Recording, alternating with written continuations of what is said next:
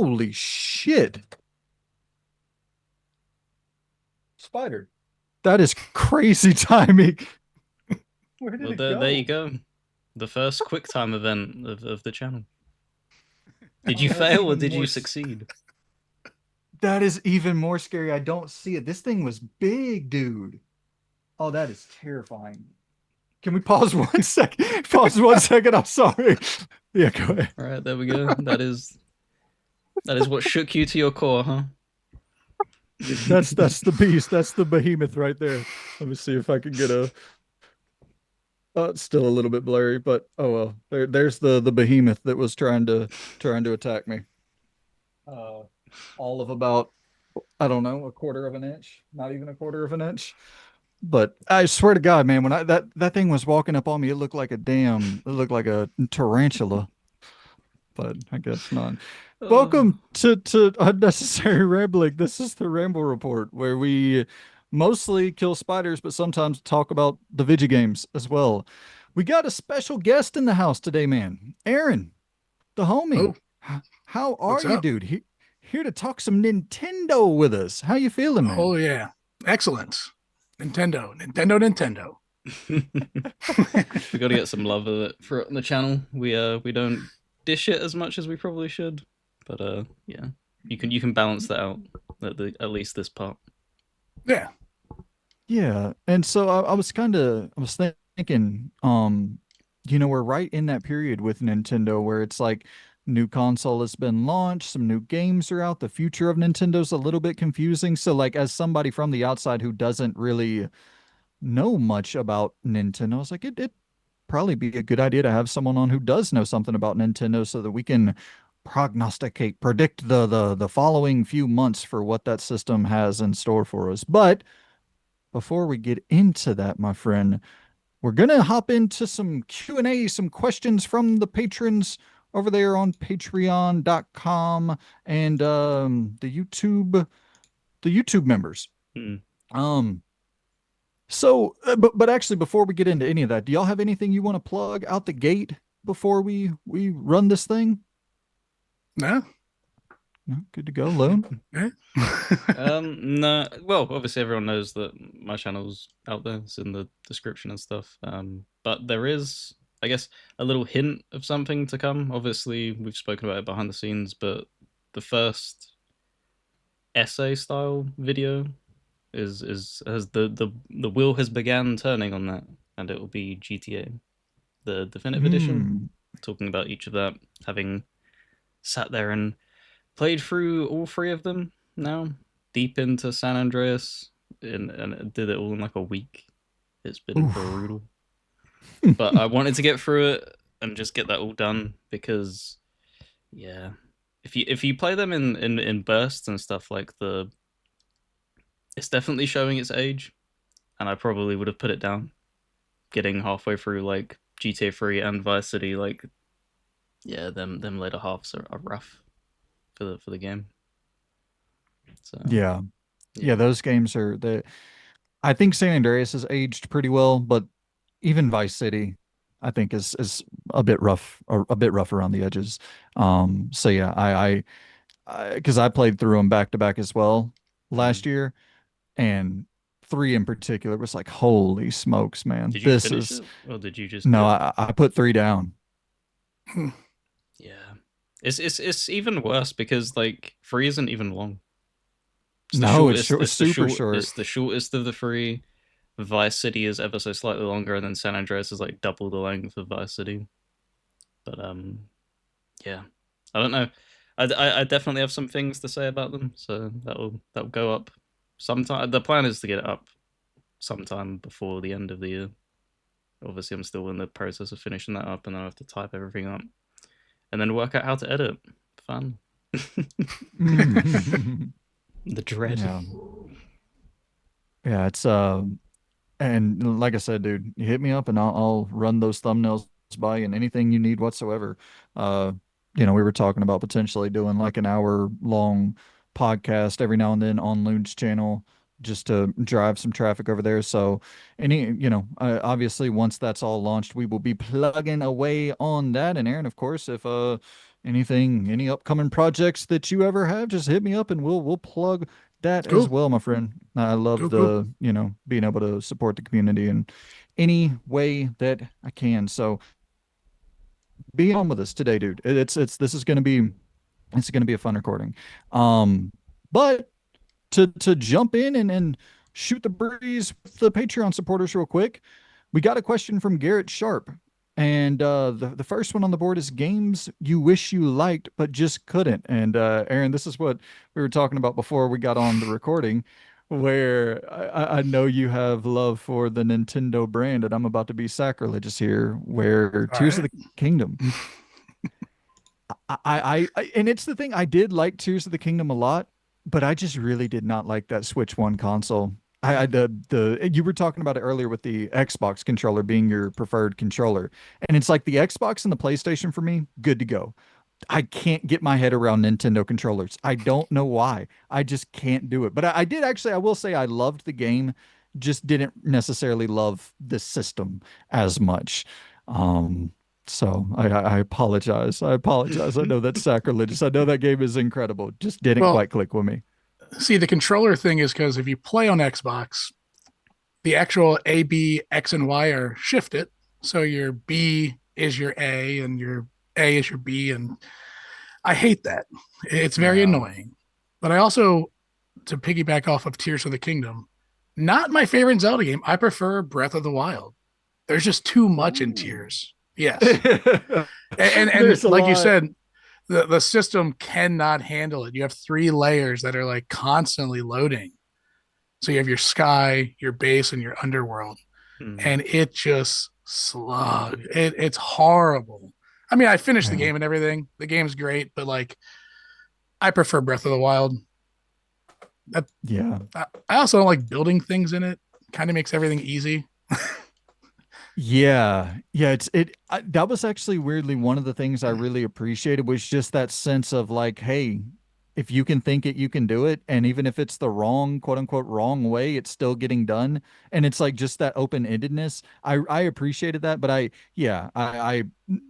it's weird because I don't really like building things in games either, and that was one of the odd examples where I just kind of clicked with those specific systems. I don't really know why.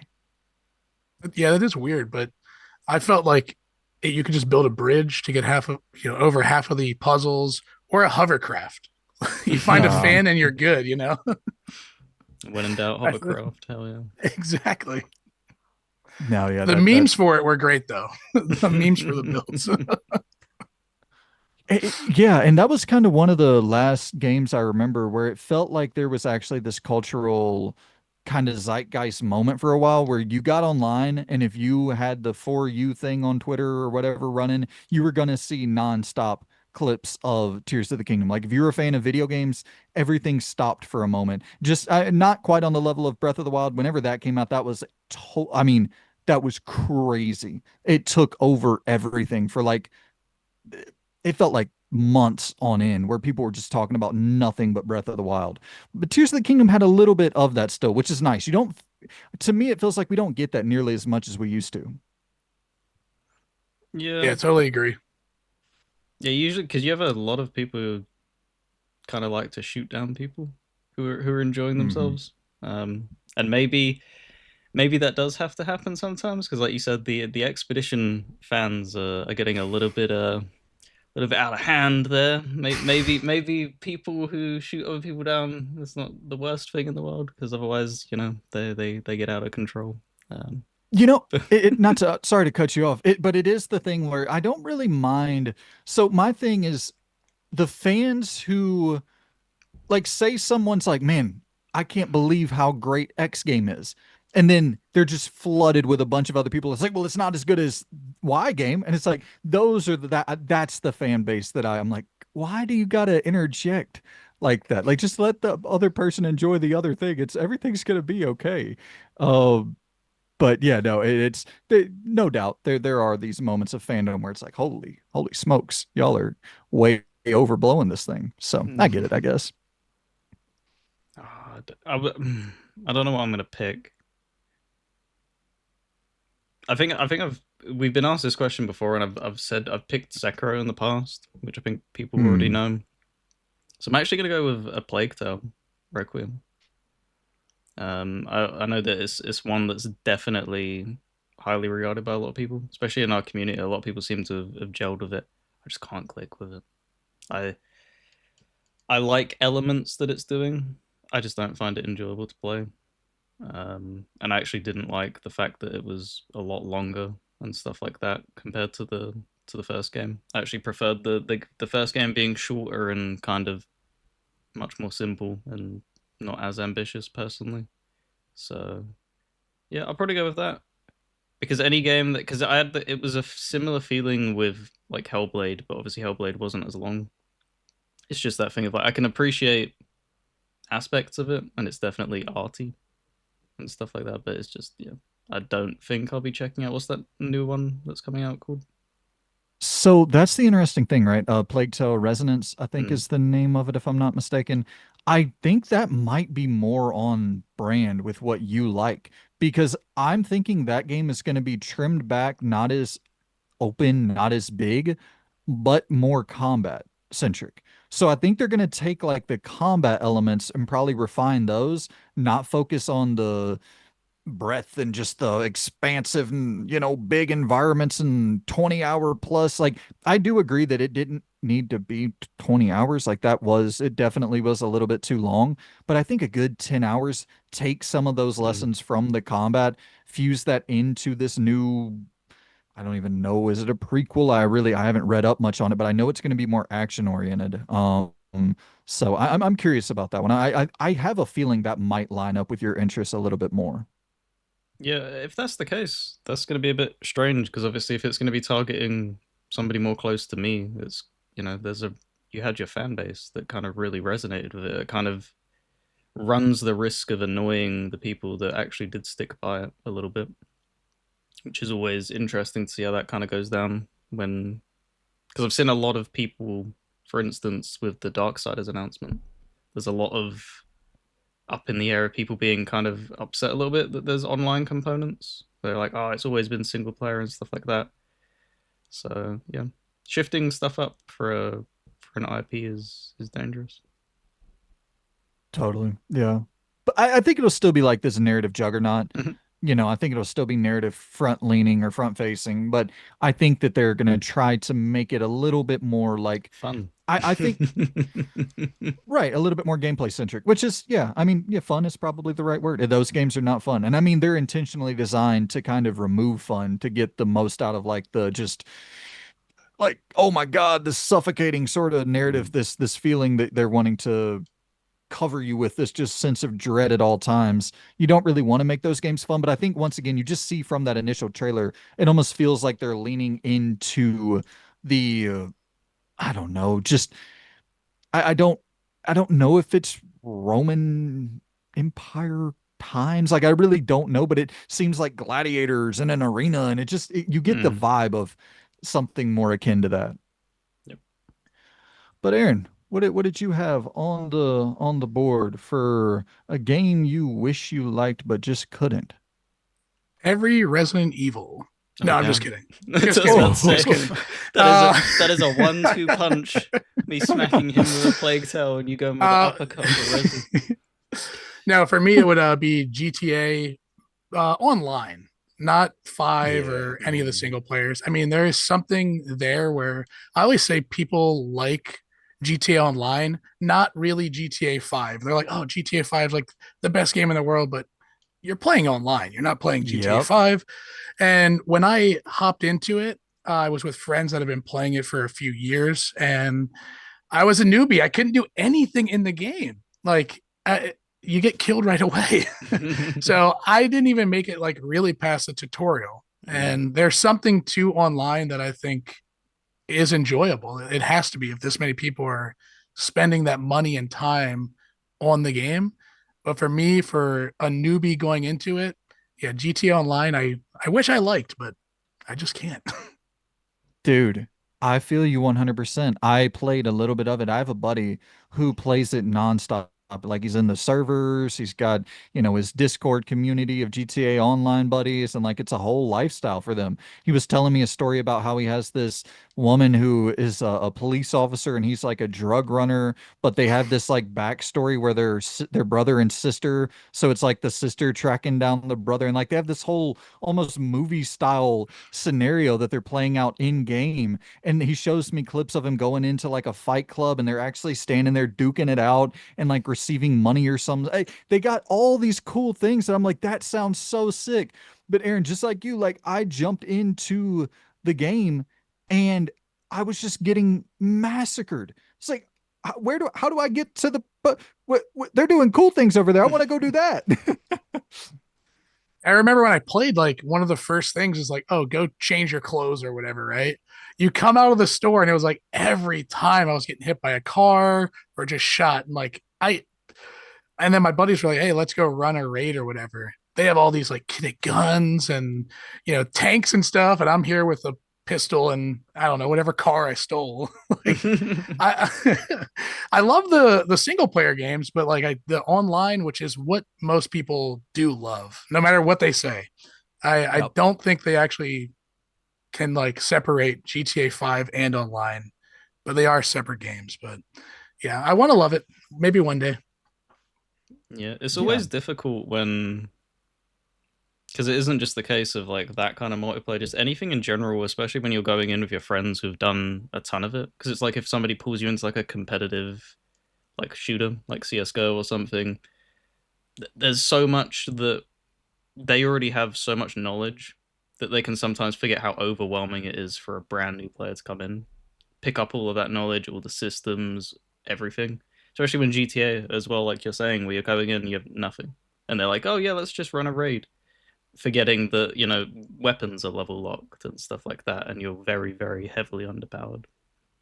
So yeah, Yeah, totally. That's such a good pick because yeah, I guess I'd be right there in line with that. I never liked GTA Online at all, and I don't know if I'm even gonna check it out when six comes out. Like, I don't know. I might be like, hey, hit my buddy. I'll be like, hey, get me in with the people that y'all look like y'all are having fun. I want to go have fun, but like, just to start from ground zero and try to figure my way around it. I don't know if I'll be doing it. I know it's gonna be great. I'm sure, and like you said, it sounds great. It sounds awesome, but not for me either. mm-hmm. Sean Ward writes in and says, there's a 30-year-old man who's never touched a video game in his life. He knows how to use a controller, but that's about it. Your mission? Pick 5 games that will awaken the gamer within and hook him for life. If he shrugs and walks away, you perish in glorious shame. What do you give him? So, how about we do this? We each go through, give one, and then we got to collectively decide 2 more Okay. for this 30-year-old man who's never touched a video game but knows how to use a controller. um, What a I weird like set of the what a weird set of skills this man has, or woman.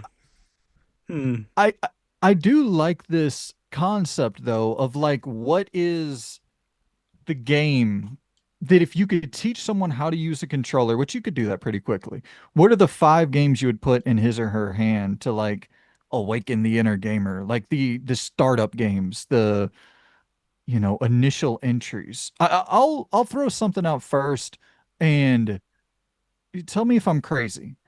But I think the first thing you want to do is ask them what they like in terms of outside a video game IP. So, like a Star Wars, a Marvel. Do you like Spider-Man? Well, here's Insomniac Spider-Man. Do you like, Star Wars? Here's Jedi Fallen Order, whatever it may be. And then just bump that thing down to the easiest difficulty to where they're essentially not there's not much pushback at all. So they're going to get an understanding of how to actually operate. And then as they get better, increase it, whatever, do however you want to do with that. But like just that easy barrier to entry. So I think like an IP, like a Hogwarts Legacy, something they're familiar with. Hmm. Yeah, that'd be a good shout. Um, is that your guess? Is that your like your thing you're putting out there? Yeah, well, You've eaten like it's 400 IPs.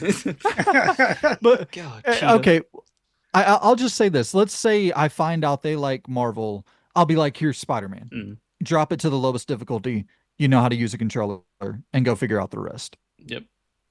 Um, See, it's funny because I've had people that I've interacted with where I've seen them like enter gaming for the first time as like fully grown adults. And what a lot of them have actually ended up doing is, and this was before the TV show, which is even more crazy to show with just how much pull that IP has. But The Last of Us, zombies and that kind of setting are fairly universal for people. Like a lot of people have interest in that. And yeah, my auntie picked it up and played it and finished it and had very Oh, strong wow. opinions about it. And that's the thing of like not touching gaming whatsoever, really, but being able to do that on like there wasn't a recommendation or anything. That's just, oh, that looks cool. Like seeing an ad for it online and then being like, okay, I want that. Going out getting it and finishing it on your own accord and stuff like that. Yes, having never picked up a controller. So yeah, I think Tilu. Yeah, that's a great shout. Just with the cultural significance with the show, and yeah, that's a perfect shout out. What about you, Aaron? Well, this sort of happened with my mom, who was a gamer growing up, and then she stopped. And Animal Crossing, any of the Animal Perfect. Crossings. I mean, it can be as deep as you want or as casual as you want. You know, you could go and collect all the, you know, bugs or paintings and fossils, or just hop in for 30 minutes a day. You know, she got back on games from Animal Crossing, whatever the 3DS one was, and now she's playing games on like Xbox and stuff. So Wow. yeah, it's really cool. Yeah. So like Awesome. what did she I'm curious about the evolution. You pick up Animal Crossing. Is your next thing like The Sims, or No, what is she Elden playing Ring, of now? course. That's the next logical step. Yeah. Well, yeah. So she was like Nintendo. Even when I was born, we had an NES in the house that was hers. Mm, So it was just Nintendo stuff at first. So it was like your Mario's, yeah, not so much Zelda, but Zelda, Mario Kart. But then on the Xbox side, it was, oh, here's Game Pass, like whatever. I was like, hey, I got Mm, her to play Gears once, which it didn't go nice. well. It did not go well. But she played it, and that was really cool. It was so out of her wheelhouse of like a shooter mm. that her being a Nintendo kid her whole life, like you don't have many shooters there, so she's just open to everything for gaming. And Animal Crossing was the jumping in point again. Yeah, that's Yeah. awesome. Because it's a very easy pick up and play thing because you have a lot of people who didn't kind of gravitate towards console gaming, but went with like web gaming and stuff like that. And that mimics a lot of like Facebook games take a lot of inspiration from stuff like Animal Crossing and stuff like that. So that is fairly, understandable why, it'd be very easy to pick up and play. Like Stardew Valley as well is like the more recent one for like everywhere, not just obviously locked down to Nintendo, but it just seems to appeal to everybody. So yeah. Yeah. That's that genre, the kind of Sims adjacent genre, that would actually be a good pull to throw into the mix as well. But so we have Animal Crossing there. We have Spider-Man 2 or Spider-Man 1, and we have The Last of Us 1. So good kind of you run the whole scale there. You got your dark horror stuff covered if you want something like that. You got your superhero and you got your sim style game, your management style game. So now we got to come up with two more collectively where we agree on two additional entries to get this hypothetical human who knows how to use a controller but has never played a game to understand the ways of the gamer. I I'm Sports thinking is that's what exactly what I like was thinking. comes to mind because when you think of sports, it not only simulation based sports and stuff like that, but if they didn't want to go to a FIFA, a Madden, an NBA and stuff like Rocket League falls into that category, rematch and stuff like that. Like it's such a wide open genre, offering both simulation and arcade. I would go kind of the same route, and I know it's a cop out, but I would be like, what's your favorite sport? Mm. Oh, is it soccer? Okay, well, here is maybe a rematch. Or maybe you want to give them specifically FIFA or FC or whatever because they know the player, so they'll connect to it quicker. Or, oh, you like NFL? Well, here's NFL 2K5. That's kind of the you might not want to go NFL, right? Because we haven't had a legit good NFL game in a hot minute, unfortunately. Basketball, NBA 2K is still decent, so you could go that route. But what are you thinking, Aaron? MLB the show, they're fine. Yeah, MLB. In the sports realm or just throwing one out? Just throwing one out. Like, did you have I something that? yeah, I think Minecraft. Oh, good Yeah, shout. that can show you how simple things can be, but also how dense they can be. That game depends on what you want to learn. So I think that will be an endless game for them to go down in. Yeah. You know what? I dig that. I dig that. I we can have Minecraft as one of the final two for sure because that's one that it's the best-selling game of all time, right? So I mean, it has obviously appealed to more people than anything else in the history of anything. So you would think theoretically with this person that we're trying to get these games in the hands of Minecraft, if it appealed to that many other people, it'll probably appeal to them as well. Just in terms of weighing it on a statistical kind of metric there.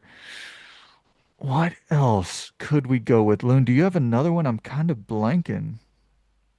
I Assassin's Creed, mean, maybe? it kills my soul to say this, but like again, if we're talking, what's culturally significant and just dominates them, but like Fortnite and stuff like that. Like if they had Mm, friends and stuff, because what we were talking about before with GTA and people not really separating it and stuff, and what you were describing, it's not even just the fact that it's the game. It's a social platform. It's a social outing for mm, these people and stuff like that. It's not actually the bones of the game. That's just there as it's as if you're in a bar and the alcohol is taking that uh, role kind of thing, where it's just you're mm. putting in a position in a scenario where you're able to socialize in an interesting way. Another thing about Fortnite too is it's not just one game anymore. Mm. It is a hub Right. for every kind of game you could want now. So I think that would be a good one too. Yep. You know what's interesting, dude? I think because we also got to keep in mind this guy is 30 in the question here. So the question is there's a 30-year-old man who's never touched a video game.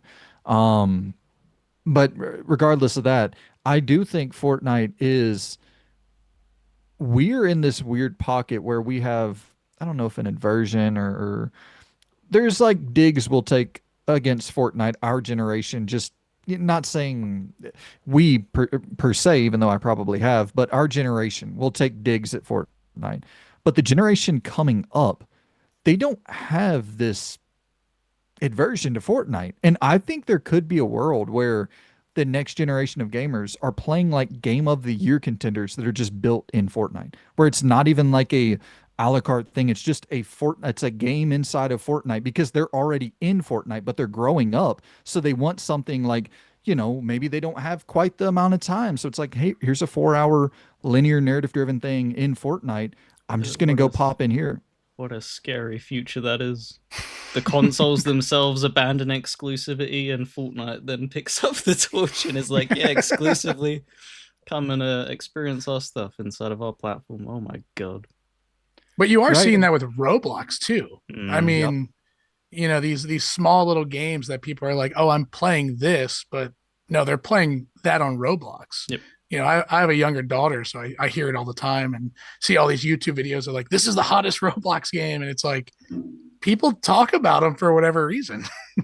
And, they might be good, but I can't get over the aesthetic of Roblox. But Yeah. Yeah, no, and that's right. Like where you'll see Roblox games that are games that are built inside of Roblox and they almost don't even look like Roblox. Like it's entirely new experiences that are it is really wild what's going on because those games have larger install bases than any console does right now. So it's like, yeah, I guess so, right? In a world where the console market may be shrinking or diminishing to some degree, that's kind of the market that's substituting where it's like these are platforms now more so than just games. It's really, really fascinating. Mm. Um, but 30-year-old man, Fortnite 30-year-old man, like I'm not saying that uh, there's a lot of my friends are 30-year-old men who play Fortnite. So it's definitely appeals to every age range, gender, whatever.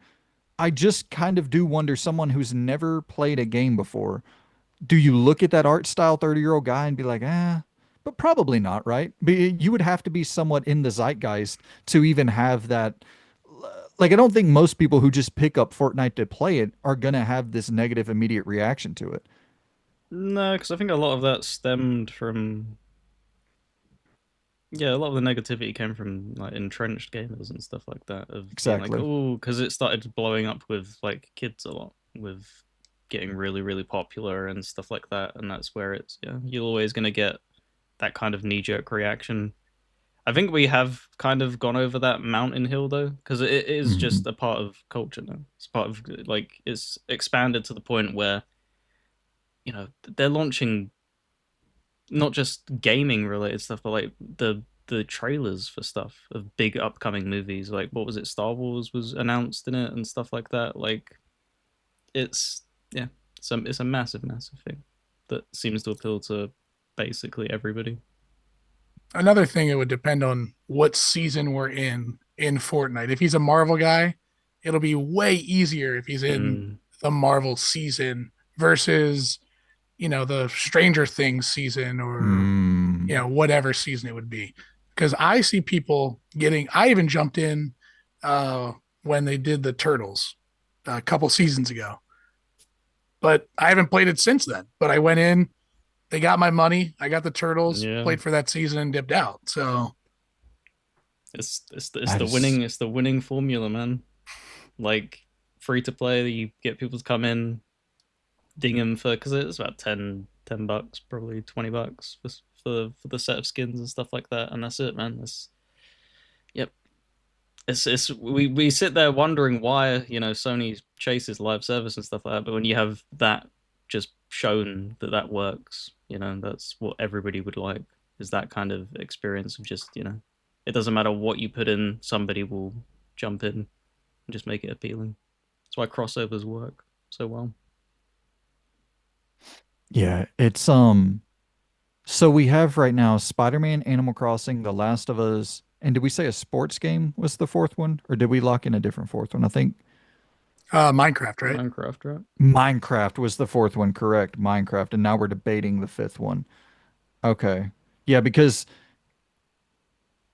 Fortnite's a good pick. I also think a first-person shooter might not be a bad pick because right now we have three third-person games and technically kind of a third-person game with Animal Crossing as well, more of a top-down view per se. But like, I'm thinking of something that maybe if these games don't appeal to him, maybe a perspective change could.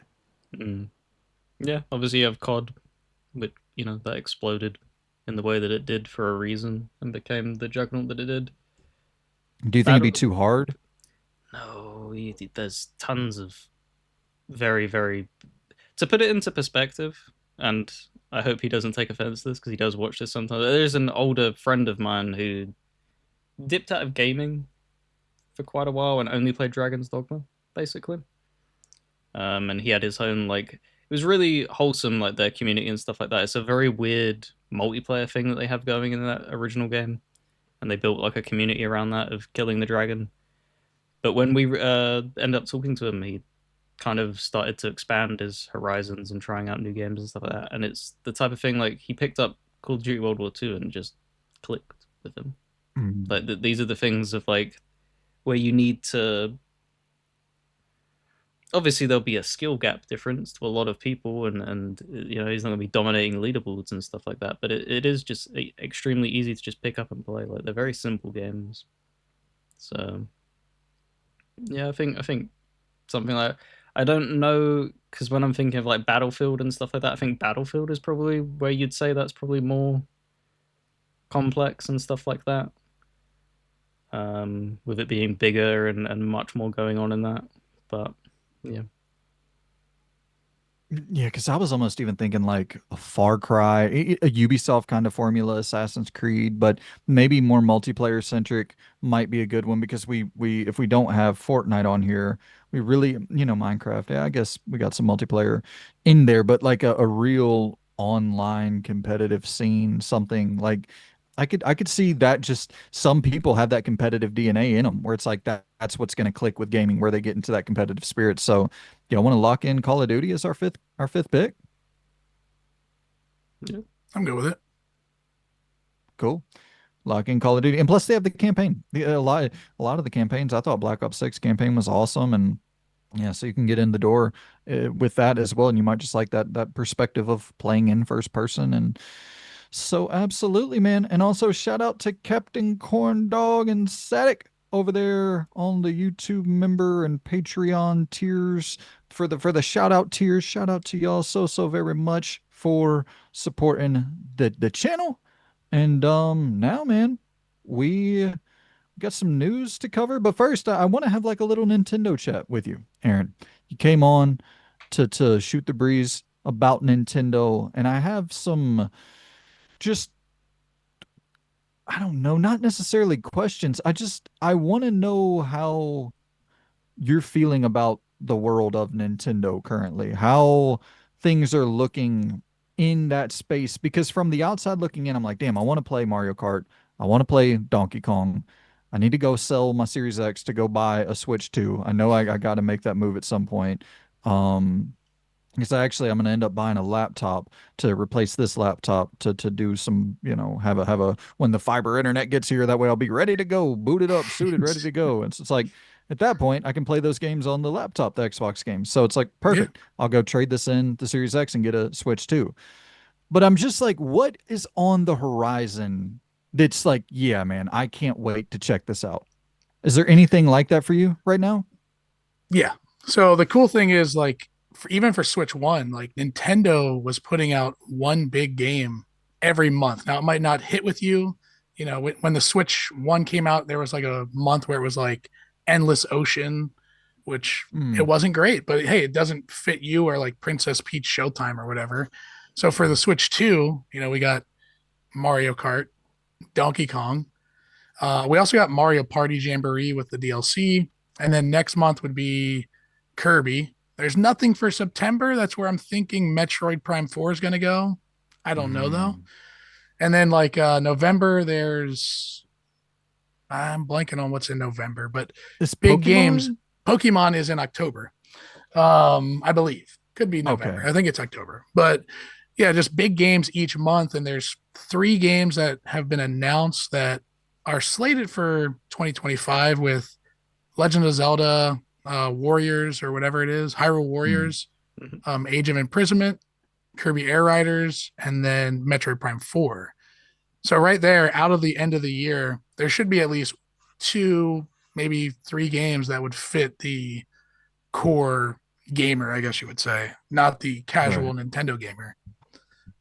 That's Yeah. sort of how I'm seeing the year shape out. I don't know.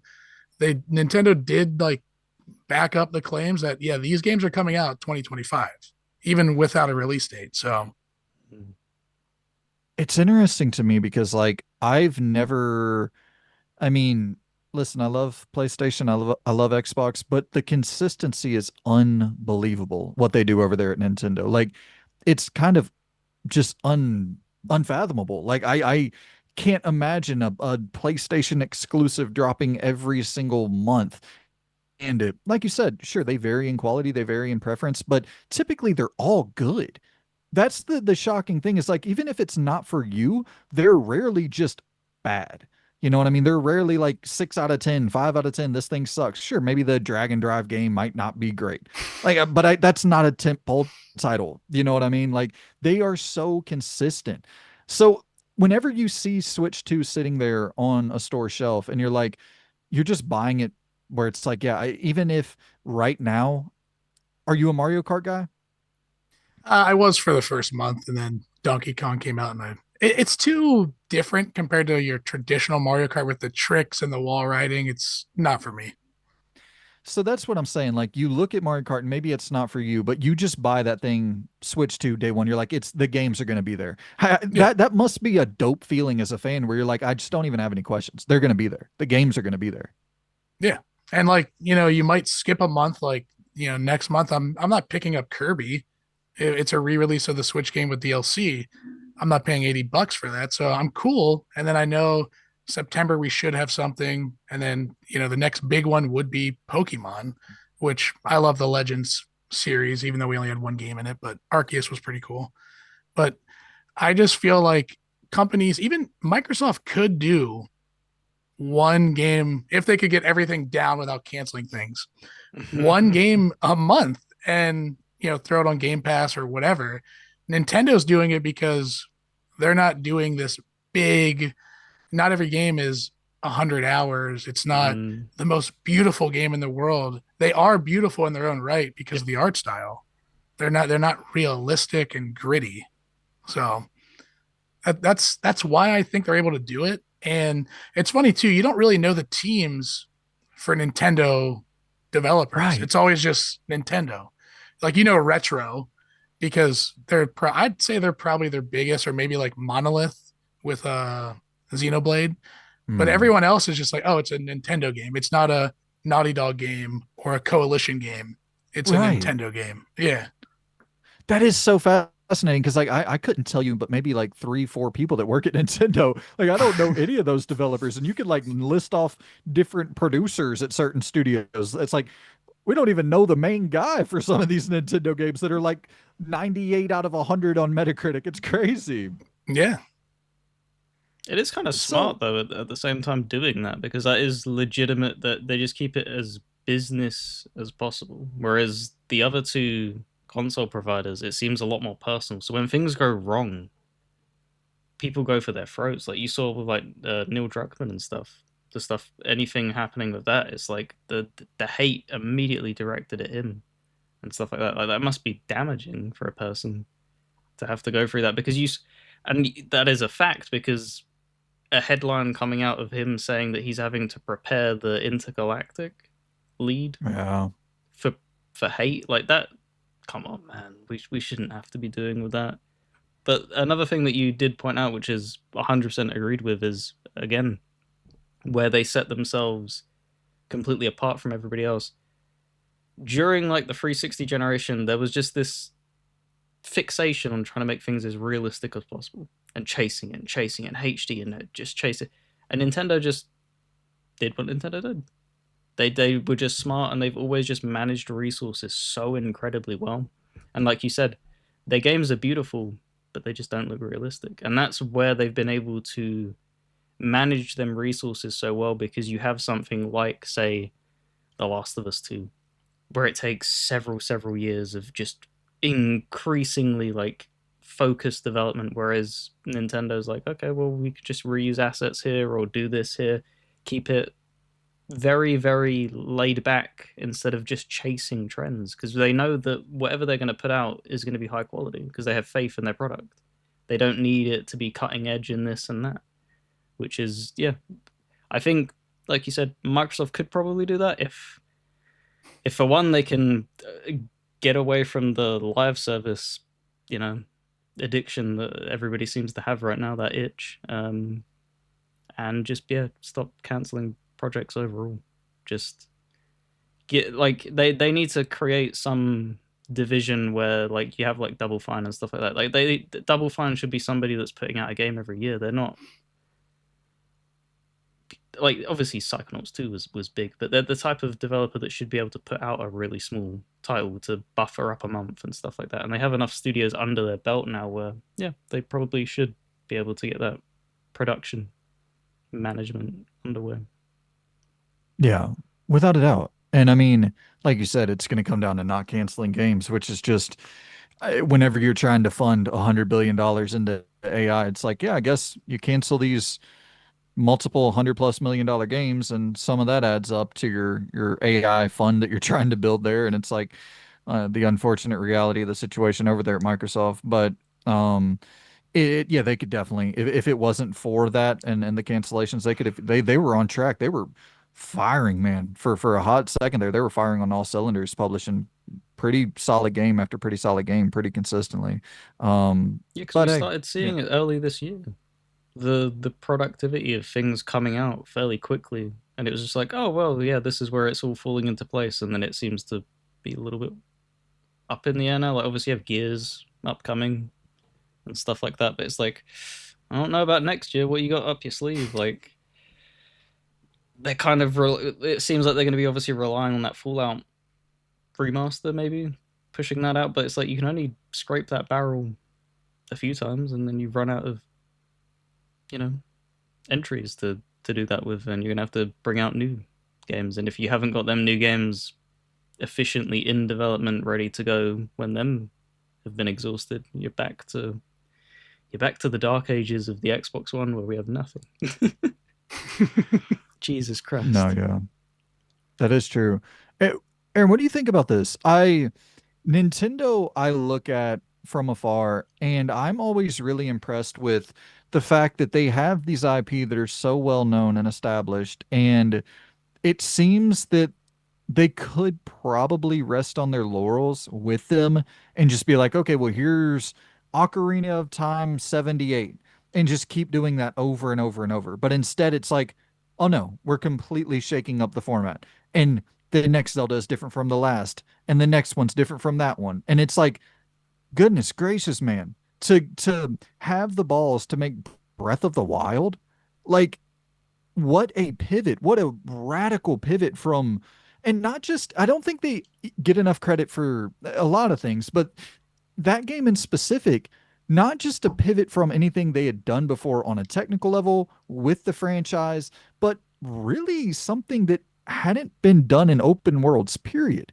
With just how free that game really was, like total non-linearity in an open world, go wherever in whatever order, and the climbing systems, and just like they had so many fresh, unique ideas. And I don't know, it's just, how does it, as a fan, does that like annoy you at times where you're like, I want my franchise to be the way that it was? Or are you like, do you embrace the idea of like, dude, radicalize, change it up however you see fit, and let me get the end product of, because I, trust that you're going to do something interesting with it. I think, well, first, I think that just shows the power of the IP itself, right? You show a Mario, you show a Link, people will buy it, you know?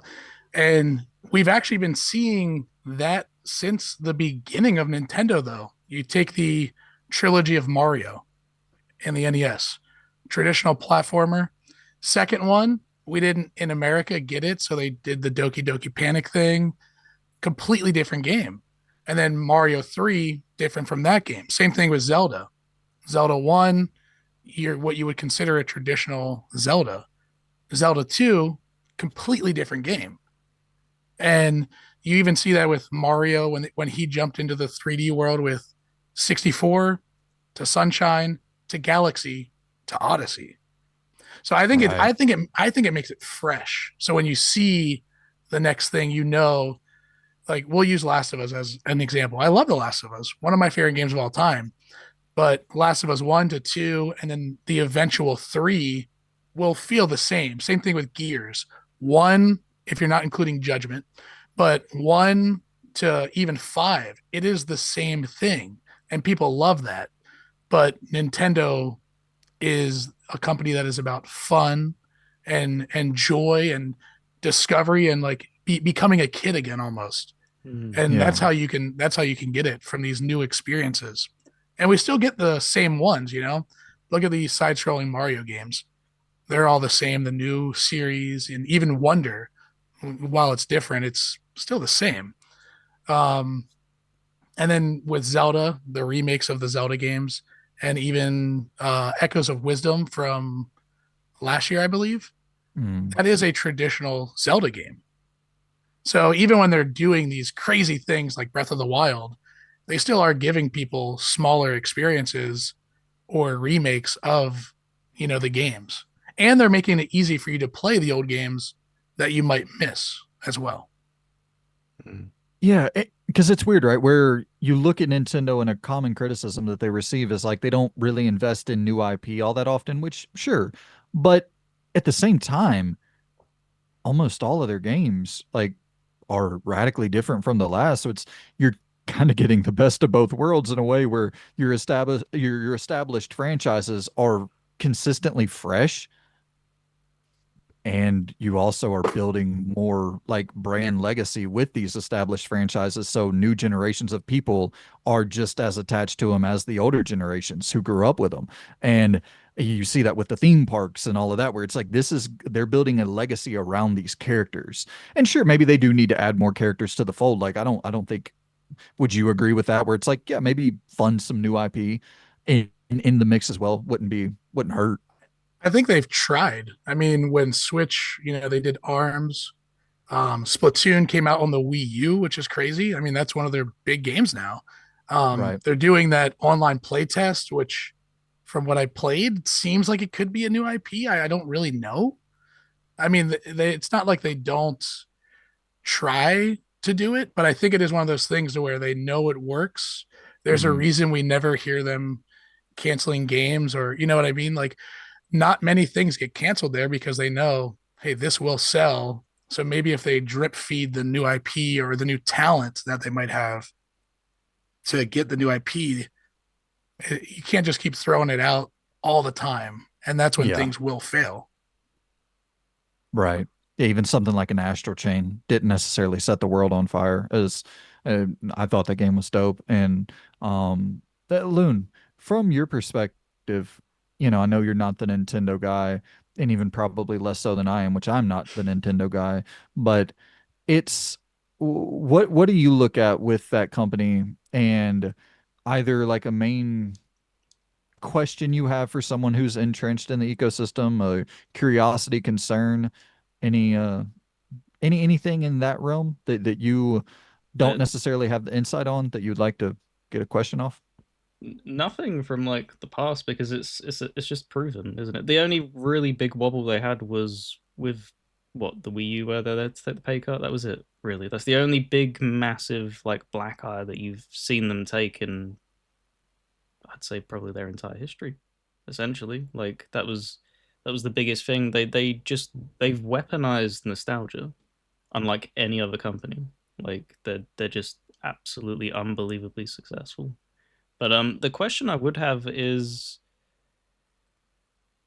the Switch was obviously a very very pushed physical based system, and you're starting to see now the keycard things. Like so many third party developers are opting for it, which is I think that's probably their weakest thing that they've ever had is third party support from certain stuff. Like you've had entire publishers skip them, um, which is crazy to think about. Like I think EA was one of the big ones that said that they weren't doing stuff with what was it, the Wii U and stuff like that. Um, are you still like are you okay picking up a game if it's on a game keycard thing, or is that just like completely off? Like you I, you wouldn't even consider it because there's some people who like swear by like never touching it and stuff like that, which I think it's a little bit of a overreaction personally. yeah, I would prefer Yeah. if the game would be on the physical cart, but the carts only hold 64 gigs, I think, or something like that. Mm. Yep. So the fact that they got Cyberpunk on there is amazing, but not everybody can take their brand new game and do that. I would have cared years ago, probably 5, 10 years ago, but gaming is so different to where it's like I will buy physical if I can, but I just want to play the games. And I also feel like a lot of the key card thing is just kind of the loud minority. Mm. Most people don't care about it. They don't even know that the card has nothing on it when they buy it. They're going to read it and say, all right, I don't even know what that means. Like you give it to a kid, they don't care. You give it to a Oh yeah. grandma, they're not going to care. But when you have the core audience that is still trying to keep physical alive, they're the ones that we're hearing a lot about. Oh, no key card, but it's no different than how disc are too. I mean, they are a key to unlock the download. We download every game pretty much from a disc. So it's not a big deal. Every game that is fully on the disc, I will probably try to buy, assuming it's third Yeah. party. Like Chronos is coming out. I don't know. I think that might be a game key card, but even if that was on a cart, I'm not buying it there. I'm going to get it on PS5. Mm. But Got you. yeah, Yeah. Yeah, it's interesting because like we were talking about the fiber optic internet and just kind of the laughable in terms of because the internet I've been dealing with my entire life, I am so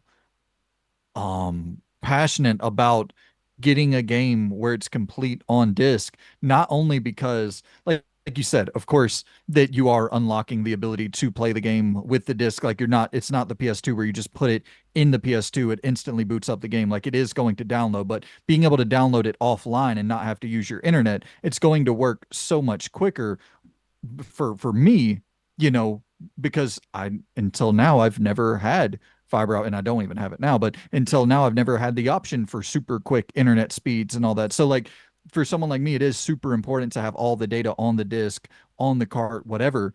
But it is kind of wild to think about if I don't know if the majority, but we're getting to a point now, at least in America, where the majority of people are, if I'm having access to fiber internet out in the boondocks in the middle of nowhere, I think a lot of people are getting that access now finally. And so it's fascinating to think where you put that damn key cart into your Switch too.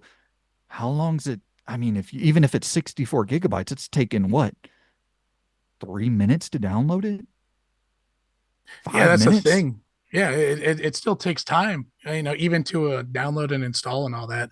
I The biggest thing, and this isn't just a Nintendo thing; it's everything. We as like gamers don't like change, right? Mm. Hmm. We've wanted physical, and I want it too, but maybe just as an option. I mean, when Stadia came out, believe it or not, I was all in on that. I was like, cloud is the future. I bought Founders Pack, all the stupid controllers. They're useless now, but it worked well for where I was, and I had no problems. I was playing games as if it was on a console. So I think it is we're also in that generation of like, we had physical. My kids don't want physical at all.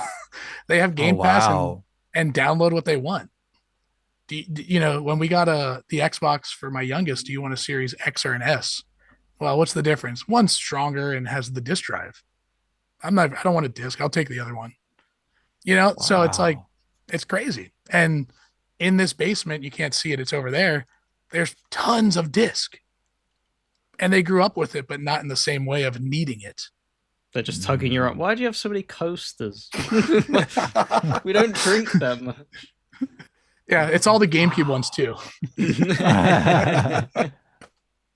Wow, man. Yeah. Yeah. I guess that is an aspect I don't think about too often because I don't have kids. But like, yeah, right. Where the younger generation, they're going to grow into adults and they're going to be the ones that are the primary buyers of all this stuff at some point soon. And like, if their preference is digital, their preference is digital. There's nothing we can really do Yeah. about that.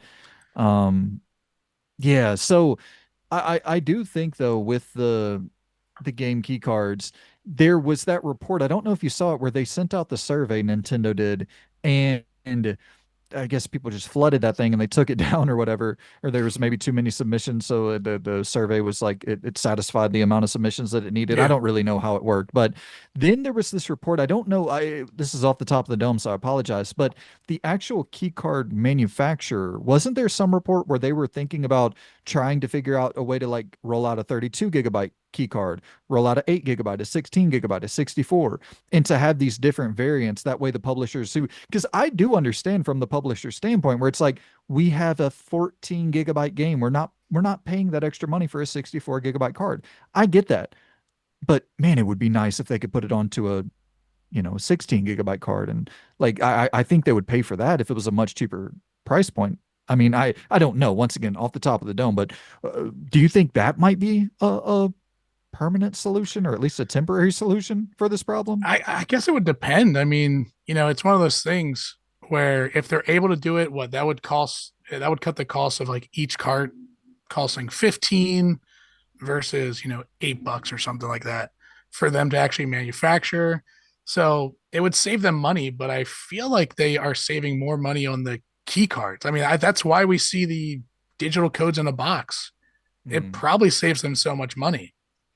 And, yeah. if they can save money and still be giving us great games, we really shouldn't care how we get the games, I guess. But if we can get to a point like Limited Run, they do games and they put games that are not even a gig on the old Switch cards. So would it ever be like that to where they could get Yeah.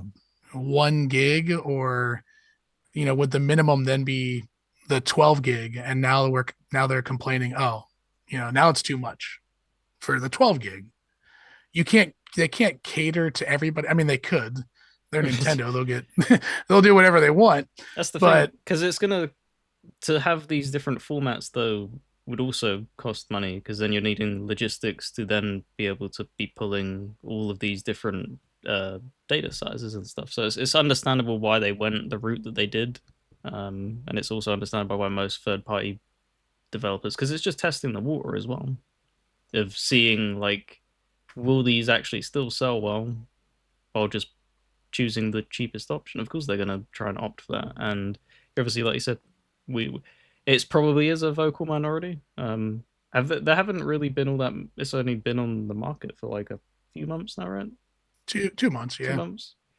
You, And it's you're hard to you're take. you're not going to see the repercussions of that in 2 months. Like, there's going to be the angry people who are just very reactive very quickly. But have a look back in a year and see like are these games really suffering because of that choice, or are they just selling like normal? Because like you said, Nintendo targets like a huge amount of their player bases of younger generations. It's just this what they target. So and like you said, kids don't care really. Yeah. They just want the game. And if anything, what we're seeing, because it made me laugh today, of like Physical's waiting for his copy for Mafia still. It's not arrived. It's the day of release from Amazon. It's all the way up to like 5 o'clock at night, and he still hasn't got it in his hand. If he was a younger generation, he wouldn't be running into that issue because he would have just bought it on the digital storefront and he would have been playing it for the past like 8, 10 hours. And Yeah. yeah, so I'm in that situation with Ready or Not. I mean, mm, that physical version got pushed back months. But it's funny when people are saying like, oh, third party didn't sell on the Switch 2 at launch. It's kind of hard to take that. They're blaming it all on the key cards, but really it's like, why would I buy Sonic Generations X again? Or the old Yakuzas that people have probably already played, all these old games. I think the only reason like Cyberpunk sold, yeah, maybe being on the cart was a plus, but CD Projekt Red was saying it's like the best place to play it. Yeah, they said the So best handheld. Yeah. yeah, That so is it's like, wild. why wouldn't you want to try that then? it's You know, you need the backing of the actual games or new games, not all these games that have been out for a month or two or years at some point to fully get the. I feel like next year will be the year where we can actually see mm, what the game key cards will be. If more modern games are coming out, then we can look at it that way. yep. Yeah. Yeah, that's fair. So before we jump off of Nintendo, I do want to. I mean, hell, dude, Donkey Kong. Well, what you thinking, man? I'm hearing people saying I had multiple people hit me up. This is y'all's fault, the damn community. I am gonna go buy this damn system because of y'all. I had multiple people hit me up and they were like, "Yo, my game of the year was Split Fiction. My game of the year was Kingdom Come Deliverance 2, but I jumped into Donkey Kong and it's eating those games lunch." I'm like, "All right, damn it, Donkey Kong, I'm on the way." So, what do you think, man? How many hours have you put into it? What are you thinking about it so far? How many hours I put in, I don't know. The Switch tracks it really weird. It'll be like, Mm. oh, you played more than 30 hours, or it doesn't give you an exact thing. And there's no achievements to tell either, which, whatever. But once I switch the jump button, because the jump button is usually A, which is B on an Xbox controller, it's very weird. It doesn't feel natural. Wait. You can reconfigure it to make it to where it has No, like PlayStation, Xbox. Oh, okay, okay. no. It's just in the settings. They must have known that this was going to be a problem. So you can Okay. switch your jump button. It's the only button you can switch. Once I did that, I love the game. Currently, it would be my game of the year. I still need to play Expedition and Split Fiction, but Okay. uh, yeah, there is something satisfying about destroying the world and just finding a banana. And like that's your whole goal, finding the bananas and fossils, and the destruction is amazing. The fact you can climb on just about anything. There's a few things that are too slippery, but it's total destruction. It's the story is actually really good. I didn't think it would be like, I'm not gonna say it's like an emotional Right. story, but there's emotional beats there to where Donkey Kong and Pauline are like, well, Pauline's talking, Donkey Kong doesn't, but about what she wants to do when they're done with their adventure and everything like that. And Wow. it's a really good game, and it sort of feels like almost like a Disney movie. The actual Ooh. story of the two characters kind of communicating, and it's the gameplay though so fun. There is an ability that I won't spoil because it wasn't announced that feels pretty worthless, and I'll leave it at Okay. that. Interesting, man. Dude, yeah, I think I'm gonna have to. I gotta go to GameStop to pick up my copy of Mafia later on today. So I might be bringing that Series X with me and going ahead and picking up a Switch too. From what y'all are saying about this damn game, it's like, and it's such a me style of game, just running around destroying stuff. Like I love destruction in games. I love Oh, me a little sandbox to just destroy things, and yeah, this looks so cool, man. yeah, I will say though, the UI is not the best. I was gonna like go out and collect everything because it's a collectathon. I don't have a thing saying where I did things, so it's like, oh, there's 10 bananas here. You got eight. I'm not exploring the whole world because there are bananas like just literally underground. You have no reason to be digging underground, and there's one there. Yeah. So it's like, I might not do everything in the game, but I put my time in it for sure. Got your money's Nice, worth. dude. Yeah, for sure. Absolutely. Well, dude, that's pretty much all the main questions I had about the. Well, so you're thinking probably we get a first party direct sometime in the next 2 months? Man, I don't know. I really thought we were going to. That's what we were waiting on as well. This July or June direct or whatever it was like, and that never happened. We had the partner showcase, and well, we found out it was a lie. That the leak. I don't know if you guys heard about all that stuff. Mm-mm. Uh, oh well, the the direct that was supposed to be happening that everybody was talking about was an experiment that Beat 'em Ups did. He just like leaked a fake direct, and the media ran with it and Ooh. lied and twisted his words. Yeah, he did a really good video on explaining it. Still a little messed up that he did it, but um, yeah, I don't know. I hope we get a direct just so we can figure out what's going on for the rest of the year. Because like September, nothing. That's a month away. Hmm. And they have three games that are slated for this year. So I can't really see Kirby going into December. Maybe Metroid could, just so it's a big holiday game. I don't know, but we should get one more just to kind of give us the rest of the year and maybe the beginning half of next year. Yep. You thinking probably 3D Mario sometime in the next couple years, or you thinking Donkey Kong kind of filled that spot? Well, Donkey Kong was the Odyssey team, so it's hard to say. Yeah, I don't know. And this year would have been the right time, 40-year anniversary of Mario and everything, but I don't know what's going on with that. Yeah. Do you so once again, I'm not in this space, but is there like a yearning for a return to um like what was it? The Mario, not Mario, Oh my God, the fighting game, the Nintendo Smash fighting Smash. game, Bros. Smash. Jesus Christ, totally Your blanked on it. brain's Is the smashed. indeed Donkey Kong must have hit me upside the head. I s- so I really I liked I haven't played much of Smash, but I played a little bit of it on the Switch with a buddy, and I was like, this is so damn fun. Is that like a is that a permanent fixture, that one game, or is there like a yearning for another Smash? And I know they go back to the GameCube, so they've made multiple, but like, are people just still kind of locked into the Switch One version of Smash? Actually, I think Melee is the more popular one. You Hmm. see a lot more tournaments for that. I don't know. I don't know how the next one will be just because I think I'm blanking on the guy's name, but the guy that kind of was the lead of the actual Smash Bros. He said the next one's not going to be that big. So Hmm. now you're going to be going backwards because Smash Ultimate had so many characters, not even Nintendo characters. Mm. Um, and from the N64 to the Wii U, it was strictly Nintendo. It was to celebrate Nintendo. Now it's celebrating gaming with Ultimate, which is great.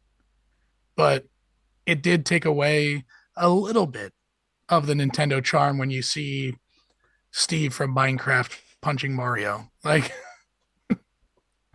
or Okay. Sora and Cloud. Like they Yeah. have nothing to do with Nintendo. Right. Yeah. True. They're True. Right. just very popular. But yeah, I don't think we're gonna get like a Smash Bros. Ultimate Complete Edition or something like that. I think we'll get the next one will be just the new one. Okay. All right. Well, I do you think that once again, I apologize. I have so many damn questions, but is Bayonetta? Because I don't know. Once again, I don't know anything about Nintendo. I don't look into it nearly enough. I probably should much more. But is Bayonetta? Is that like toast? Is that probably never coming back? Like a Bayonetta 4? I don't know. They were just publishing it. So I don't think that Nintendo owns the IP. I think Okay. Platinum does. I will say Bayonetta may be toast because Platinum is not in the best spot right now. Right. And if you, I mean, Platinum is doing Ninja Gaiden 4 though, or helping development with it, but they had like their main lead leave. Hmm. So I don't know if it would even really be the same game. I also don't know the sales if Bayonetta like peaked and then like after the second and third slowly dipped down because they are very much the same game. Hmm. They're just games that make you feel cool with a sexy lady on you play as or Yeah. whatever. But yeah, I don't know. It would be cool to see Bayonetta 4, but I feel like Platinum might be kind of just either on their way out or going back to when they had to like develop things strictly for money. I don't know if you remember they did like Yeah. Legend of Korra, Transformers, Ninja Turtles, so they could do their bigger games. Yeah. They might be in that phase right now. I don't know though. Yeah, because they're not. It's like a support studio role for Ninja Gaiden, right? For Yeah, they're Ninja Gaiden not they're 4. not Yeah. heading Yeah. it like themselves. It's supporting, and then yeah, they have like a good amount of IP under their belt that they're kind of just sitting. Like there's been no new near game. There's been crossover announcements galore for it. Like they're putting it everywhere, but there's just no new game, which is kind of strange. You'd think that because I think it was what 2017 Automata came out 2016 around about then. Yeah. Like for how popular that game blew up, that's a really long time to be waiting between stuff. So I would consider that one of their big games too, yeah, but I also think budget wise, it was probably their biggest game too. yeah. Um, Also, that Yoko Taro studio, just has no work ethic at all. The guy is so lazy. I love him, but that my god, the guy does not like to work. that studio has been. I love the studio. Like ever since Mad World on the Wii, that was their first game when they split off from Capcom. But it's just been a mess with that studio. They went to Xbox for Scalebound, that got canceled, and then all the work where they delisted the Legend of Korra game because it was like that bad, and then took off that money for to make a bigger game. They made a Star Fox game, which was the worst in the series. Like, so I love them, Yeah. but they are so hit and miss. Yeah. They Yeah. what And was that the thing they did with PlayStation? Oh yeah, I forgot Babylon's about that. yeah, the was it Babylon's Fall? Was That that the is Yep. it. name of it? Jesus Yeah. Christ. Yeah, I mean that was only around for a year. It did Yeah. that bad. So they have very high highs, but very low lows. Yeah. Yeah. Indeed. I actually just do you are you good on time or you need to No, I'm bounce? good. Yeah, I'm Aaron, good. you good? I'm good. Yeah. So Loon, if you could, would you grab a trailer for Ninja Gaiden 4? Because actually, this just popped up in my feed. I saw that It's there's a bunch cancelled of because it's tied to Xbox. No. Man, no, it's too late for that. I think this game is definitely coming out. People had hands-on previews with it recently, and a bunch of new info dropped. So we'll transition over to Ninja Gaiden talk real quick. So Ninja Gaiden 4 says this is coming from an account called German Strands on Twitter. This is just what I saw it pop up on as I was seeing if there were any other breaking news bits. And actually, there's some Bioshock news we can talk about here in a second as well. But anyway, Ninja Gaiden 4, it says, is whatever style of Ninja Gaiden you want it to be. Game emphasizes flexibility, feels wonderfully malleable, impressively robust, accessibility menu, difficulty options, beginner friendly, hero mode, which auto blocks most damage. Master Ninja mode is brutal. New parry mechanics, dodge is also there. You can't just button mash. Um, Let's see. So there's dedicated chapters for the two main characters. Bullet hell boss battles, boss fights were immensely satisfying. Cyberpunk styled cities, cinematic imagery, interesting set pieces, intriguing story, which is interesting. That's typically not the case. Um, yeah, fun relationship dynamics. And then it says one relationship feels a lot like Cloud and Aerith from Final Fantasy VII. So and then there's like a bunch of new gameplay out there, new screenshots. And how are y'all feeling about Ninja Gaiden 4? This is one I'm definitely gonna check out day one, play through Ninja Gaiden Black 2 or 2 Black, whatever the hell the weird name is for that game. But played that remaster earlier in the year, really, really enjoyed it. And yeah, I'm so on board for 4. Loon, how are you feeling about it? um, I'm gonna be 100% honest. It's not a series that really piqued my interest beforehand, but hearing that Platinum is on it, because what you were listing off there, like Bullet Hell and stuff like that, that that's their DNA soaking through, and like they have fairly decent storytelling in like near games and stuff like that. So like when you're talking about that, it's like this could be like the match made in heaven, where like Team Ninja really excel at combat and stuff like that, but having just Platinum add in a little bit of spice, I think this is gonna be really really good.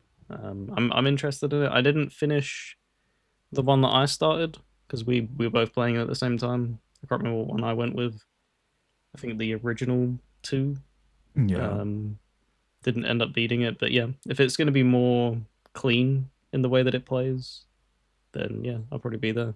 And it's interesting that you say about accessibility and stuff like that because they're known for being extremely difficult games. So it's nice Yeah. to see that they're just being like, if you want to bash your head against the wall, by all means. But I think it's just a positive thing to just let people play the game at the end of the day. Like, don't. I get that you have that pride of that's what your series is known for. You have like FromSoft always kind of puffing their chest up with things being difficult and stuff like that. But it only works like a small amount of players, really. The reason that Elden Ring did so well is because that buzzword of open world is what propped that game up big time. So Yeah. this is probably going to be their biggest game in the series. Oh yeah. Like launching obviously Game Pass is a massive thing to get into people's hands, but just allowing people to play it in whatever way they want, it's probably a good idea. Yeah. Yeah. I agree, man. And I think that there you do run the risk of like alienating people to a degree where it's like, this dude just worked, 10 hours. He's not going to want to come home and It's just that 30-year plop old up. we were talking about. The poor 30-year-old Right. man with the controller. He And doesn't it's know like, these dude, games. He just knows the controller. exactly. And it's like the name Ninja Gaiden. That's that's only appealing to 40-year-olds. Like let's just be honest. So I think that um yeah, I think these are smart decisions with the accessibility and all. And they've been there with other games as well. So how are you feeling about it, Aaron? How are you feeling about the old Ninja Gaiden? Any interest in the 2D one, this one, any of them? Oh yes, the 2D one I do want to try out. This one I'm gonna try out. It's on Game Pass. It's gonna be a big game of the year, so you know, with Game Pass, why not try it out? Hmm. I went back and played the trilogy that they re-released or whatever on Game Pass, and couldn't get through the first one. It it definitely showed its age, Mhm. which is fine. Yeah. Hmm. I just as for the series, like for me, I didn't grow up loving the series, so this one looks a lot better. It looks modern. The art style looks a little different too. I can't put my Yeah. finger on it. Like it doesn't look realistic, but it doesn't look like cell shaded or I don't know. It's really weird. Maybe it's just more anime focused, but I'll definitely be Yeah. checking it out. It's got really strong lighting, I think, as well. Yeah. With it being in a cyberpunk setting, that's probably them being like, hell, cyberpunk did really well numbers wise and stuff like that, and it's a buzzword that people are kind of familiar with now.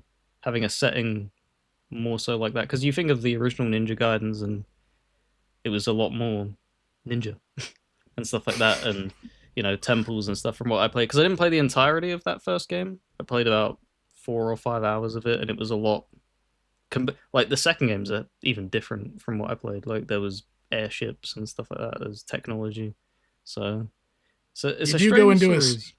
you do go into the city probably about right where you are. Mm. You zip line from a an electrical wire into the city over the top, and it's amazing. There we go. Yeah. Yeah, dude, I'm hearing great things about Ragebound. That Ragebound seems excellent. So I would like to, because I think that has a physical run as well. I'd like to pick that up before the end of the year.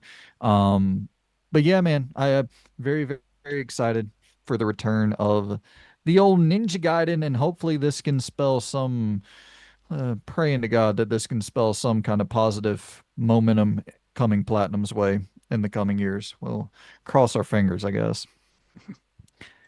So, how about we talk about the game that everyone talks about every day, all day, nonstop, never ending, Grand Theft Auto 6.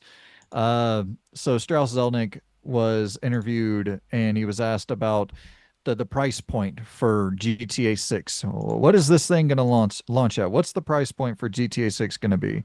And he pretty much dodged the question entirely. He was like, it'll have a fair price. GTA 6 will be priced fairly.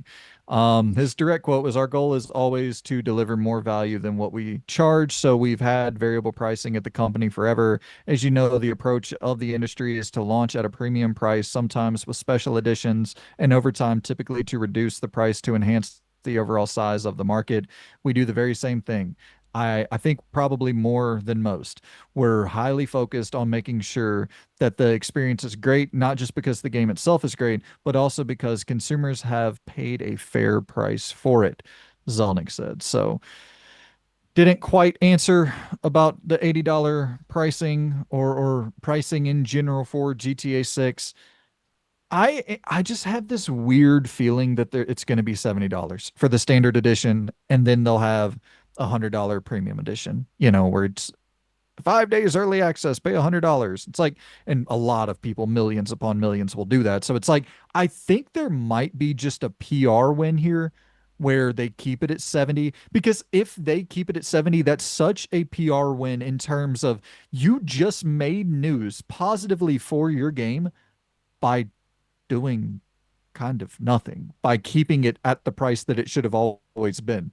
Like that's a wild scenario where it's like, hey, it's $70 and people are going to be even I'll post something about where it's like, yeah, $70. Why are we praising that? That's not necessarily a good thing, but I guess it's better than the alternative. What do you think about this, Aaron? Are you as positive as I, or are you like, dude, get off you're crazy. It's going to be $80. It's going to be 70. There's no reason for them to do it. They're going to make their money with the card shark or whatever it is. Like they don't need the money. They know they need to get you in the game. I mean, as cheap as possible. Get as many people in because they make their money. online. Right. So that's the only reason. Yeah, I do think there will be the $100 5 days early or whatever, and I think it will sell a lot. And hopefully, companies don't look at that and say, maybe we can just do this all the time. I don't know, but yeah, 69.99. Like they don't. They just need the game in everyone's hands. Well, you know, Aaron, the thing is, dude, is like if other companies want to do that 5 days early, $100, knock yourself out. And that's the thing I always try to hit people with is like the reason I'm so against this $80 going up to 80 for standard edition is because that also increases the price of deluxe editions because everything's kind of based around the standard edition, right? So it's like if because I think of it like this. If you get 5 days early access for Ninja Gaiden 4 and it's $100. It's like, well, I'll wait the 5 days. I don't care about Ninja Gaiden that much. So then it becomes like our choice where it's like, do we want to pay the 100 or no? But when we're locked in where it's like the standard price is now 80, it's oh, I don't want that world. So it is really wild that there is a scenario where they can launch this thing $70 and have the PR win of the century. Loon, do you think that's going to happen? Yeah, I think at least 70. Given you've seen the backlash, and then obviously if Microsoft would have locked in at 80 and didn't budge with the Outer Worlds and stuff like that, they've already backtracked.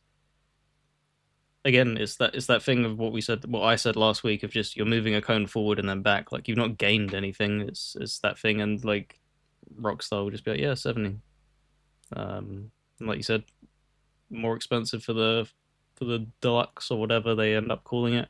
And if we're being honest, it's a game that has such anticipation for it. It wouldn't surprise me if more people choose to opt for that more expensive thing because you saw it with because if they're deciding to do that on PlayStation with what was it, Forza Horizon 5, the thing that was ahead of it, it wasn't the standard edition, it was the more expensive edition. So if Forza Horizon's doing that with that for PlayStation players, like come on, man, GTA is going to be doing that for every platform, and it's just going to blow up. So people are Yeah. going to choose to pay more money for it because you've said it in several videos yourself. You willingly pay if they were to ask 100 for it. You just yeah, they're one of the few companies that it's you know that it's going to be quality, so it doesn't sting as much as like if Ubisoft was like, yeah, man, 100 for Assassin's Creed. Like no. Well, yeah, and that's the thing, Loon, where it's like I'm all for companies having variety and having pricing, having different pricing models for their games, but giving us the choice. Mm. I just that's the thing that I really want to highlight, where it's like I paid extra for College Football 25. I didn't this year, but I paid for it when it first returned. I was so excited. I paid extra for Dragon Ball Z Sparking Zero, and I barely even I played like 10 hours of the game. But it's like I got to make that decision.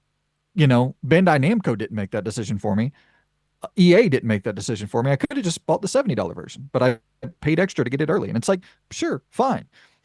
Just giving the consumer the choice to make for themselves. That's the thing that I really value a lot. And also, it was revealed that Grand Theft Auto as a series has sold somewhere around 450 million units overall. So that is now putting it as the fifth best-selling game behind Pokemon, Call of Duty, Tetris, and Mario.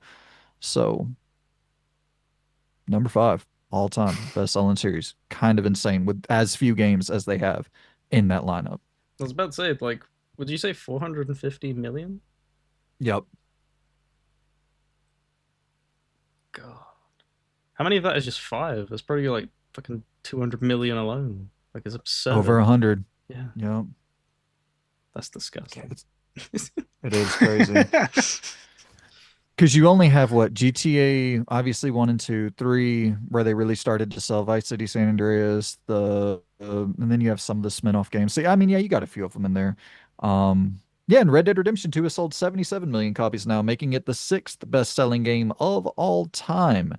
So RDR2 climbing up those all-time charts. I don't I feel like we might not ever get a Red Dead Redemption 3, but then I see things like this and I'm like they're gonna figure out some way to spin this story. I don't like what time period is left for you to really get in. Do you just go prequel to the prequel? It's the wild, I don't wild know. west, baby. There you go. Yeah, they'll figure something out. Like, because we kind of had that feeling a little bit with Mafia. Like, where do they go? Where do they go? You'll always figure something out when it's what you said, the fifth or sixth now best-selling game of all time. Sixth best selling ever. I'm sure someone in that boardroom's going to figure something out to make it potentially the fifth and fourth if they could. So yeah. Yeah, any thoughts on the are you a Red Dead guy, Aaron? Nah, I Not so played the much. first one and I never even played the second one. I want They're a to. It's lot. just so long. That's the problem. Like I gotta set time aside for it. I don't have time for it. Yeah, yeah. I mean, I don't. It's a type of long too that is a lot to convince people to get into. It's kind of that Death Stranding thing where it's like, settle in, dude. You are about to be in for one slow horse ride, and Red Dead 1 is slow. Red Dead 2 is like turning that notch down to when you're watching the video on like zero point 0.5 speed. That opening is so slow in Red Dead 2. You're 15 hours in before it really becomes Mm, much of a video game. And I don't know. It's just it's differently paced, kind of like a Kingdom Come Deliverance 2. You just got to be ready for that style of experience. Um, but I'll tell you one thing that I'm ready for: Bioshock 4. And this is once again coming from that same, earnings call where Strauss Zelnick, Take-Two CEO, said BioShock 4 will come out without question.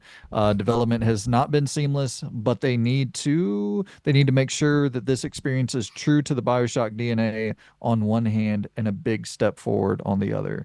And he said, like, I think he said something, I was reading about it earlier. I don't have it pulled up right now, but he was said something like, hand on chest, I promise you, Bioshock 4 will come out. And you hear CEOs say something like this typically, and you're like, right. I bet, buddy. And I don't know. I apologize to the viewers. I've been defending Take Two all week. I sound like the biggest Take Two shill. But when Strauss Zelnick says something, I just kind of believe it.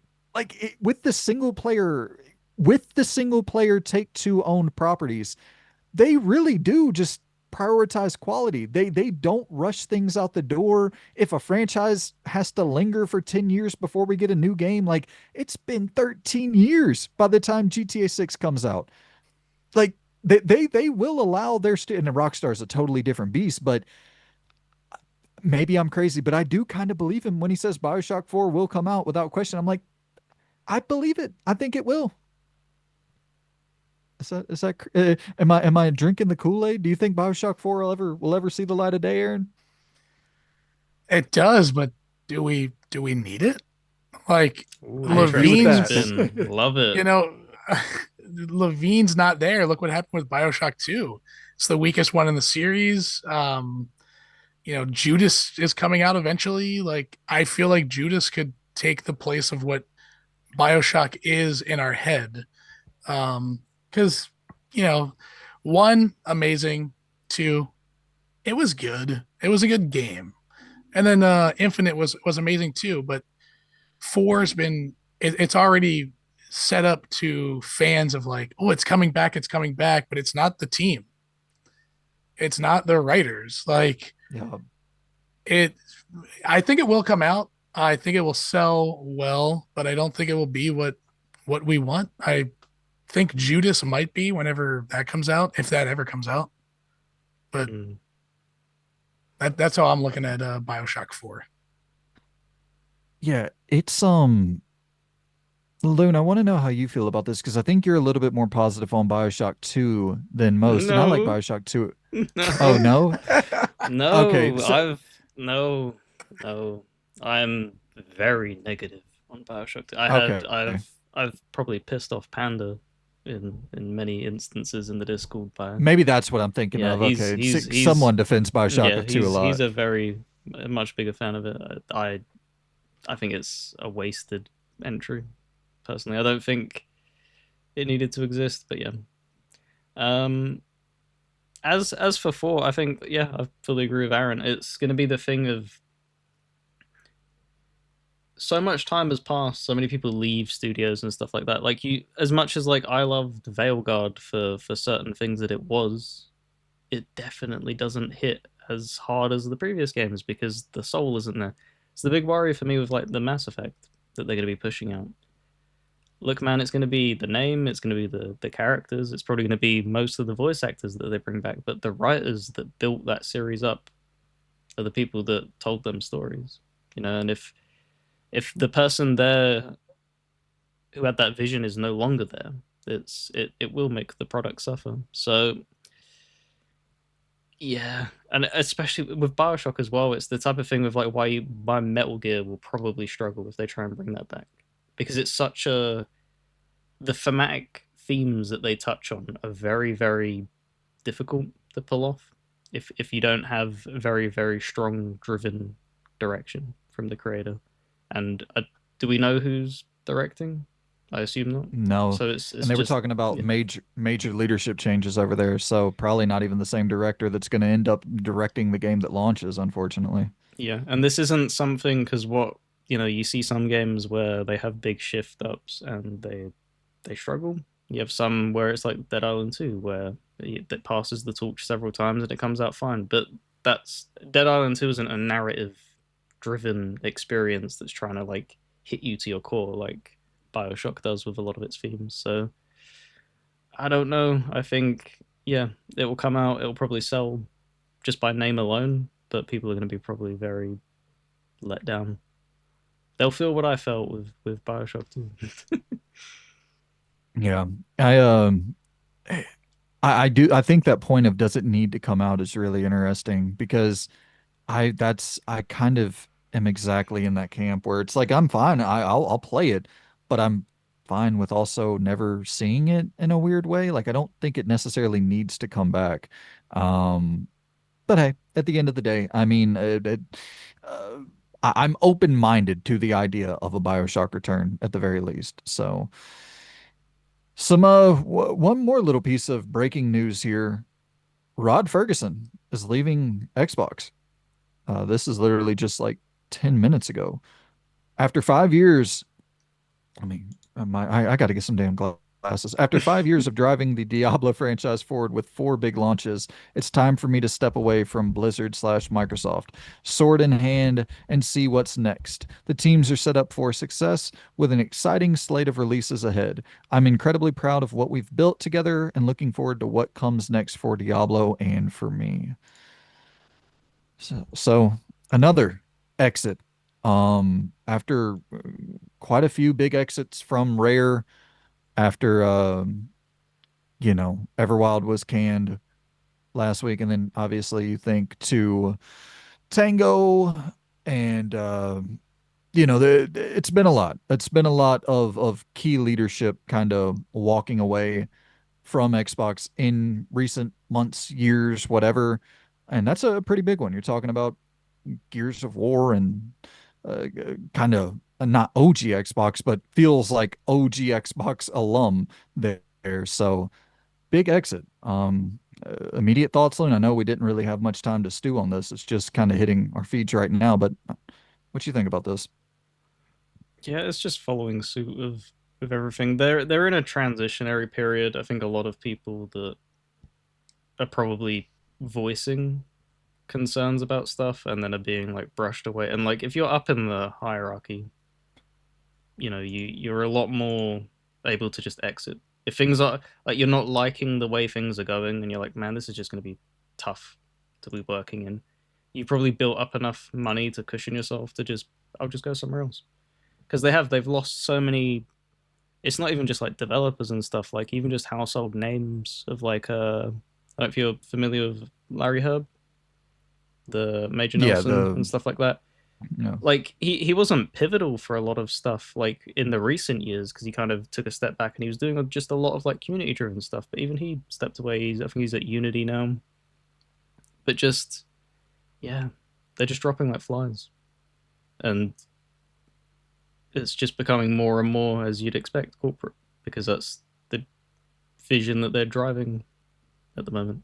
It wouldn't mhm. surprise me if Phil is still the the face piece of Xbox for a lot of people, and he has it's getting more and more tipping towards negative. A lot of people holding him in that light, but he has still done a lot of positive for it. But it wouldn't surprise me if he walks in the next few years and stuff like that. And it's probably going to be equal parts Microsoft pushing him out, and probably equal parts of just I can't take this anymore. This is soul crushing. Because he spoke highly of the stuff that got cancelled and stuff like that. Like he also plays games and stuff. He posts stuff, and he's in that ecosystem a lot more than some other heads and stuff. So it must be disheartening to, because it'd be like you coming in with you saying that you have your dream of running a network kind of thing, and just being like, yeah, this is going really well, and then a week later being like, yeah, we're just gonna cut it because it's like I Mhm. like it, but it's just not doing well enough. Like it hurts and it chips away every time you have to do that. Yeah.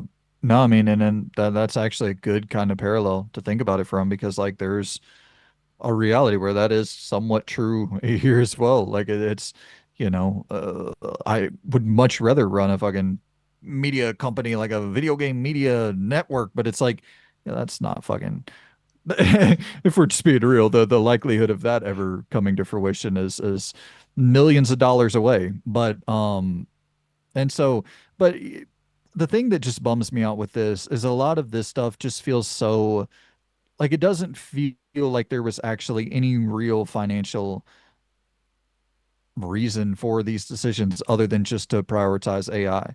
Like there's no real financial pain that it's like we got to make these cuts because Microsoft isn't making money. Like Microsoft could continue funding all of this stuff into infinity, but it's another one bites the dust, man. And then it's just the timing of it all. Like that's I see people in the comments, and no, I like people disagreeing with me. It's fine, but I see people in the comments who are kind of being like, "Who gives a shit about contraband?" Because I just reported on contraband being canceled. It's like contraband isn't the problem; it's the stack of them that have just hit our feed recently.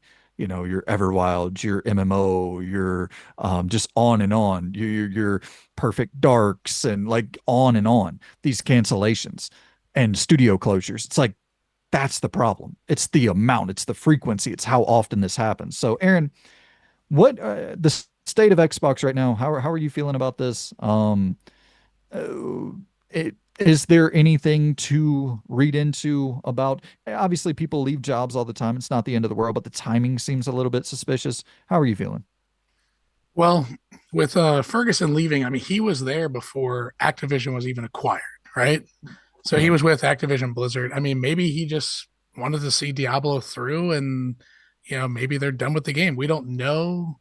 Did he leave on his own or what?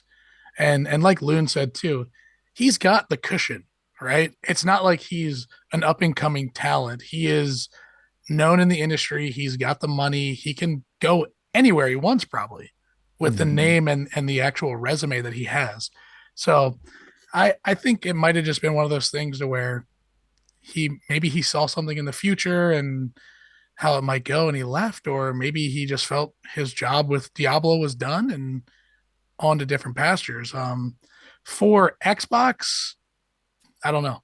It's it's so hard to say. I don't know. It's my main platform. I want it to succeed, but I just feel like the Activision Blizzard deal kind of, while it boosted everything, also is going to be the weight that sinks everything.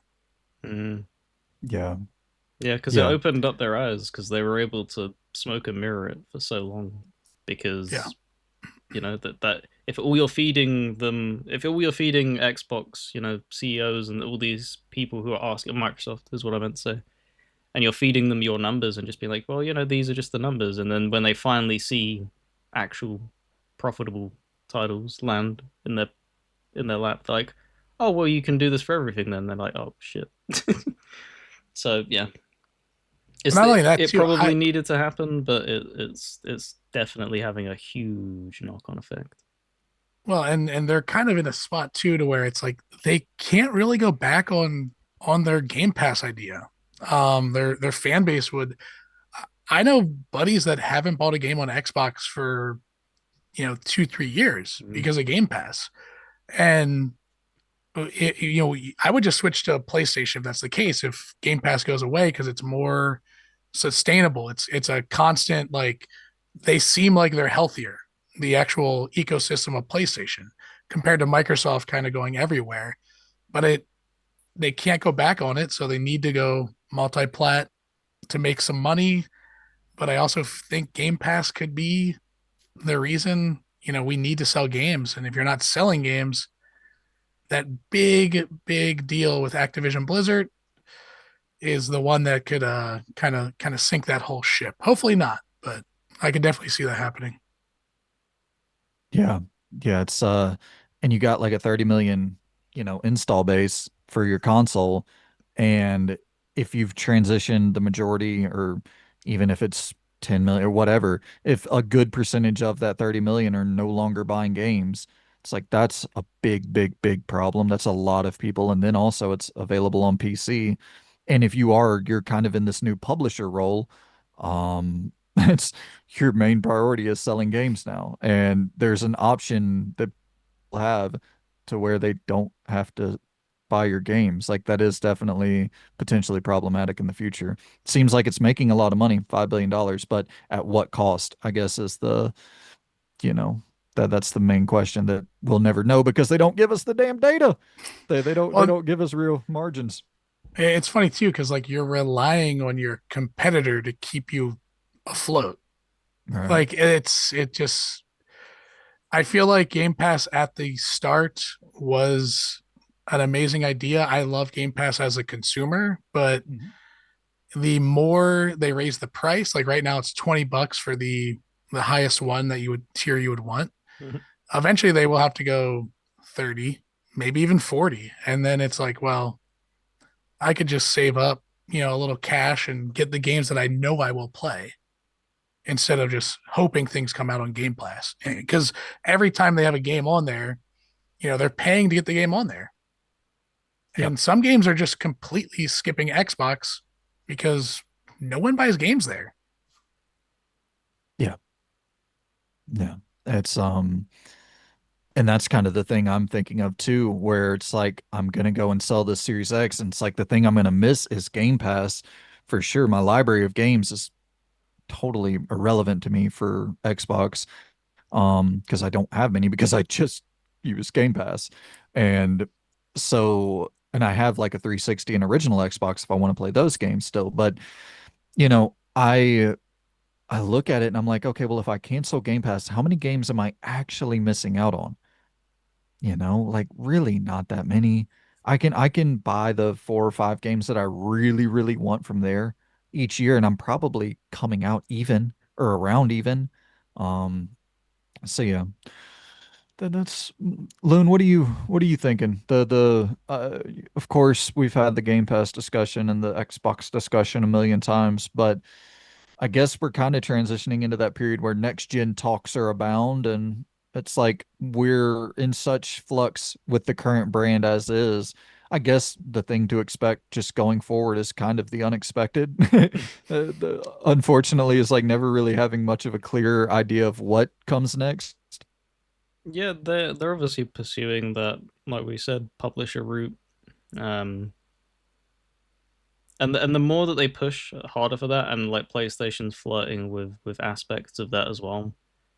Is this going to be them also tiptoeing because they wanted to get Game Pass on PlayStation for the longest of time? Like, is this because if PlayStation truly is beginning to look at them in a completely different light and not look at them as like a direct competitor and look at them as a publisher, will they let what EA play on PlayStation? I would assume. I don't There's, think so. is there no subscriptions on PlayStation at all, other I than don't Plus? believe so. Oh, I think it's just PlayStation Plus. I could be wrong on that, but I don't think they allow subscriptions for like other. I could be wrong. I should probably look it up before just fucking speaking. I got my phone right here. it wouldn't. That's the thing. It wouldn't surprise me because they've had some strange. Well, not strange. That's probably the wrong wording. They have a lot higher standard quality bar because they didn't let because Xbox would lead with on the Xbox One with game previews. You had stuff that was mimicking PC with like early access games, and for the longest time, like PlayStation didn't allow that. They didn't have No, EA Play, it is available. That's it is available. EA Play is available on Ubisoft as well, PlayStation, I would so assume. I'll check it real quick. Because I was gonna say that's crazy if they're not allowing them subscription things on. So like with that being the information, it wouldn't surprise me if in a few years' time, if they truly are just blurring the lines, maybe entertaining that for because they completely were against it. Obviously, whenever that was pitched, like a few years ago, I think Phil mentioned it in an interview or something of being like, yeah, we'd love to put it on, but it's all on PlayStation if they want that to I go think on. that was before the Activision Mm. Blizzard deal, but I don't think Game Pass would ever go to PlayStation because Xbox is their biggest publisher right now. So they're getting 30% of every game versus a different deal that they would have to make out for Game Pass subscriptions. So you're getting a 60, $70 game versus a $20 subscription. It wouldn't make sense financially for it to be on there for either of them, really. No, but it's just the Yeah. thing of where they just constantly are just testing waters left, right, and center. Because I wouldn't have So expect because I've wanted a like an Xbox handheld. I wouldn't have expected them to actually pull the trigger on it, and yet they're still going down that route. And it's just like, and they just trying to get anything. The cloud gaming is probably a lot higher up on their priority list than it probably should be at this moment in time. But they seem to just be trying. They're 10 steps ahead of everybody else when everybody's in the now. They're in the future, is what it feels like for a lot of their decisions. So Ubisoft Plus is not available on PlayStation 5 as a standalone subscription. However, a selection of Ubisoft games known as Ubisoft Plus Classics are included with PlayStation Plus Extra and Premium. So it's like it's so yeah, and maybe that could be the thing where they have Game Pass like Gears of War, Halo, a bunch of the old games, but nothing new is available to just sign up for and download because yeah, there's no way PlayStation is ever greenlighting that because they make so much money. Forza Horizon 5 is the best-selling game on PS5 this year so far. They made, I mean, potentially hundreds of millions of dollars by the end of the year on Forza Horizon 5. Like one game sold like absolute hotcakes that's been out for 4 years. So maybe they do like 15-year old games and older, 10-year-old games and I don't know. It wouldn't be an appealing subscription service to most, but I don't think they want appealing subscription services at all on PlayStation. Even their own isn't that damn appealing. Mm. Yeah, it's just weird times. Obviously, the because the news came out about whatever the CEO said as well, choosing very specific wording, and people are looking into that with microscopes and as you'd expect. It's yeah, we don't know what the gaming landscape is going to be like even next year. Things can just Mhm. instantly change. Like you look at what that, like we said, the Activision Blizzard deal that had really quick effect. It's not been that long ago since that's been closed fully. So be interesting. Yeah. It is interesting times indeed. I'll hit one more refresh on the old Twitter and see if anything has any more breaking news. I think we're pretty much cleaning everything up though. Yep, looks like we're good. Um, cool, man. Well, I appreciate you guys for joining me here today to talk the old video games. And yeah, man, Aaron, anytime you want to come back on and any new Nintendo game comes out and you want to shoot the breeze about it or just anything at all, hit me up. This is a blast talking with you, man. Cool, cool. Yeah, anytime. Awesome. Well, Loon, I appreciate you joining, my friend, and running the ones and the twos and operating the turntables and making all the music and all the doing all the things with all the knobs. I'm so scared with my internet coming in and I'm gonna go and grab a better laptop and it's like, oh boy, here goes. I'm gonna have to learn how to turn the knobs and Your efficiency is gonna go down like crazy because you're gonna like over edit everything. There's gonna be fading transitions and flipping things, and yeah. I'm not looking forward to that. Yeah, I think I'll still probably do everything on the iPhone, honestly. There might be some certain things that I use the laptop for, but I don't know. I just I hate these things so much. I absolutely despise computers in my soul. But at the end of the day, I know I at least need it to for certain things on the channel, like, any kind of live streaming endeavors. You can't do that with a phone. So Yep. we will see. But yeah, appreciate you guys.